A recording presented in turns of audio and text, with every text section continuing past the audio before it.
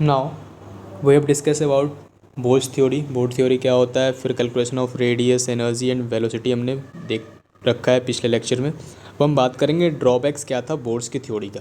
ठीक है, तो ड्रॉबैक्स फर्स्ट क्या था, it is valid for one electron system only, like H hydrogen के लिए helium plus H E plus, okay, और लिथियम 2+, Li2+, या फिर Ag+ लिखने का मतलब कि उसमें सिंगल इलेक्ट्रॉन है। ठीक है, that is it does not explain the spectra of atom having more than one electron. एक से ज़्यादा इलेक्ट्रॉन होने पे वो क्या कर पाया, उसके स्पेक्ट्रा एटम को एक्सप्लेन नहीं कर पाया। ठीक है, याद रखना फर्स्ट पॉइंट को भी। अब सेकंड पॉइंट क्या है हमारा, it fails to explain the structure of spectral line. अब स्पेक्ट्रल लाइन के स्ट्रक्चर को क्या किया, ये एक्सप्लेन नहीं कर पाया। ठीक है, ये इसका क्या है, ड्रॉबैक है। तीसरा क्या है, it fails to explain the Stark's and Zeeman's effect. Means that Stark और जीमांस इफेक्ट को क्या कर पाया, ये एक्सप्लेन नहीं कर पाया। अब देखते हैं हम स्टार्क और जीमांस इफेक्ट होता क्या है एक्चुअली।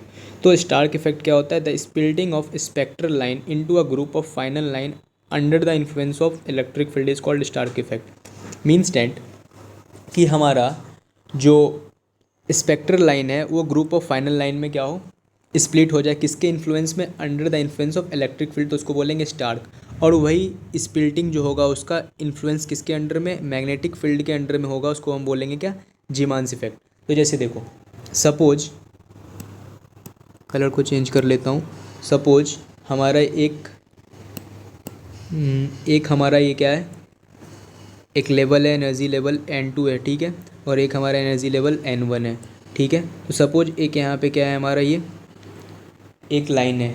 ठीक है, तो यहाँ पे ये क्या स्पेक्ट्रल लाइन है। अब इसको ग्रुप ऑफ फाइनल लाइन में अगर ये किसके इन्फ्लुएंस में टूट रहा है, अगर ये इलेक्ट्रिक फील्ड के इन्फ्लुएंस में अगर ये स्प्लिट हो रहा है, इलेक्ट्रिक फील्ड के इन्फ्लुएंस में हो रहा है, तो इसको हम बोलेंगे स्टार्क इफेक्ट।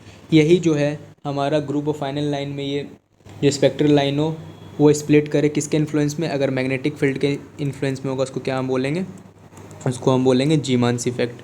ठीक है, जीमांस इफेक्ट। क्लियर है, ओके। नाउ अब हम बात करेंगे फोर्थ पॉइंट के बारे में। It contradict the Heisenberg uncertainty principle.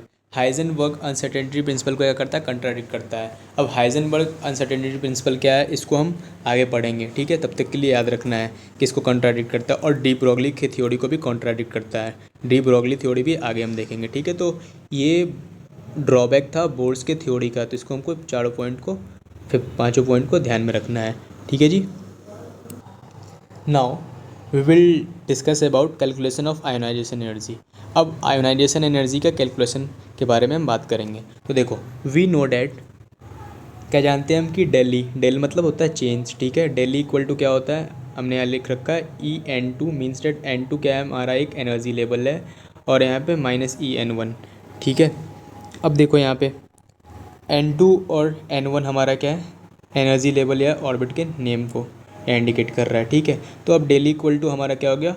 अब देखो यहाँ पे सिंपल सी बात है, एनर्जी का जो हमने फॉर्मूला पर रखा था, यहाँ पे एनर्जी का जो EN इक्वल टू हमने निकाल रखा था इक्वेशन के टर्म पे, उसको हमने यहाँ पुट फॉरवर्ड कर दिया। तो यहाँ पे N1 हो गया, एक सेल हो गया, N2 दूसरा सेल हो गया, उसको हमने सॉल्व किया, कॉमन ले लिया यहाँ पे, तो हमारा ये कॉमन आ गया। ठीक है, आप यहाँ वैल्यू को पुट करना, फिर कॉमन लेना, तो यही आएगा 1/N1² माइनस 1/N2² आ जाएगा। ठीक है, अब देखो यहाँ पे, अब यहाँ पे N1 पहले क्यों आ गया, क्योंकि एनर्जी के क्वेश्चन में माइनस होता है, इस कारण से ये रिप्लेस हो गया। ठीक है, N1 पहले आ गया और N2 बाद में आ गया। अब देखो, डेली इक्वल टू तो हम जानते हैं E=hc/λ होता है, जिसकी जगह पे हमने इस वैल्यू को डाल दिया। ठीक है, यहाँ पे तो ये क्लियर है। अब देखो यहाँ पे Z² को हमने अलग कर लिया, और यहाँ पे इसको फिर आगे वैसे ही रहने दिया। अब देखो यहाँ पे 1/λ इधर कर दिया, और यहाँ पे हमने क्या किया, वही, तो यहाँ पे इसको रहने दिया, और H³ नीचे, यहाँ से HC को हमने क्या किया, नीचे इधर से ले लिया, इधर इस साइड से इधर ला दिया, तो क्या हो गया, H³/C हो गया, और इंटू Z² हो गया, और ये ऐसा का ऐसा ही रह गया। अब देखो, इसके बदली हमने क्या लिख दिया, RH। अब यहाँ पे RH क्या है हमारा, तो RH है हमारा रिडबर्ग कांस्टेंट। क्या है, RH हमारा होता है रिडबर्ग कांस्टेंट। ठीक है, ओके। अब यहाँ पे इंटू Z², यहाँ पे ये वैसे ही हो गया 1/N1² माइनस 1/N2²। क्लियर।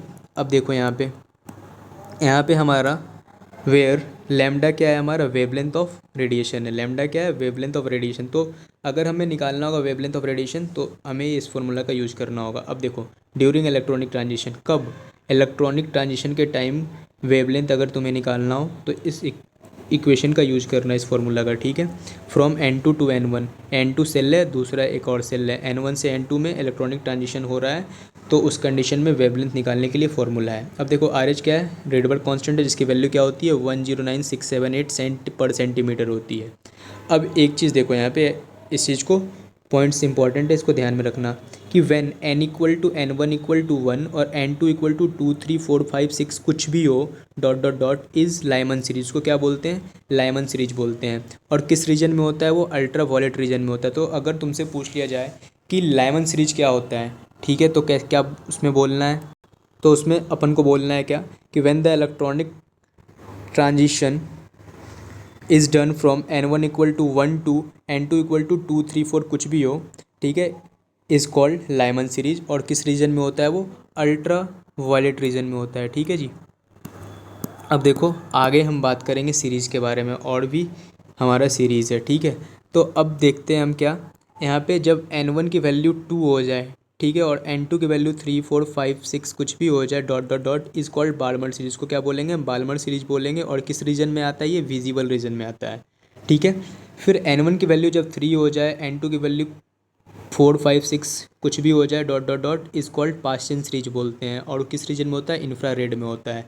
फिर N1 की वैल्यू 4 हो जाए, N2 की वैल्यू क्या हो जाए 5 6 7 डॉट डॉट कुछ भी हो जाए, ठीक है, तो उसको क्या बोलते हैं, ब्रैकेट सीरीज बोलते हैं। और वो किस में होता है, इंफ्रारेड रीजन में होता है। फिर उसी तरह N1 की वैल्यू अगर 5 कर दी जाए और N2 की वैल्यू क्या हो जाए 6 7 8 डॉट डॉट डॉट इसके बाद कुछ भी हो, is called P fund series, इसको पी फंड सीरीज बोलते हैं। वो भी किस में होता है, इंफ्रारेड रीजन में होता है। तो याद रखना इसमें N1 की वैल्यू अब क्या होती है, बाल्मर सीरीज कंडीशन में N1 की वैल्यू 2 ही होनी चाहिए, और N2 2 को छोड़ के कुछ भी हो तभी बाल्मर सीरीज होगा।